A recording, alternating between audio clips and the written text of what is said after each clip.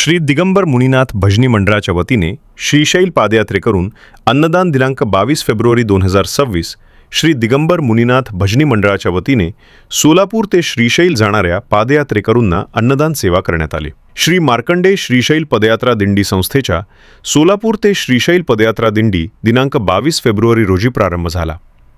सदर पदयात्रा दिंडी कुंभारी येथील मासाहेब बिडी कामगार घरकुल वसाहतीत रात्री 8 वाजता आल्यानंतर पालखीचे महापूजा व महाआरती श्री दिगंबर मुनीनाथ भजनी मंडळाचे अध्यक्ष विष्णू कारंपुरी महाराज यांच्या शुभ हस्ते करण्यात आले।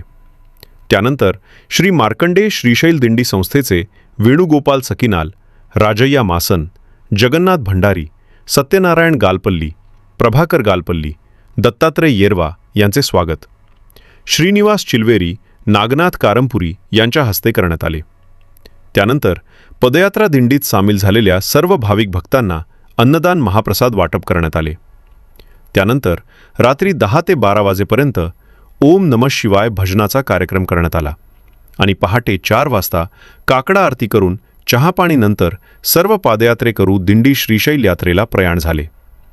सदर कार्यक्रम यशस्वी करण्यासाठी श्री मार्कंडेय श्रीशैल दिंडी यात्रेचे पालखी प्रमुख गेनीनाथ आडम, नागेश पुकाळे, सिद्धाराम पोगुल, श्रीनिवास शेलार, पवन पेंटा, विश्वनाथ कैंची, श्री दिगंबर मुनीनाथ भजनी मंडळाचे ॲडव्होकेट मुनीनाथ कारंपुरी, विक्रम कारंपुरी, विशाल चिलवेरी, नरेश अनालदास, प्रशांत जक्का, श्रीनिवास बोगा, गुरुनाथ कोळी, अक्षय चिलवेरी, रेखा आडकी, भाग्यलक्ष्मी त्रिमल, रेणुका मच्छा, सुनंदा लोडल, अंबिका तिरंदास, उमा कोंडा आदींनी विशेष परिश्रम घेतले।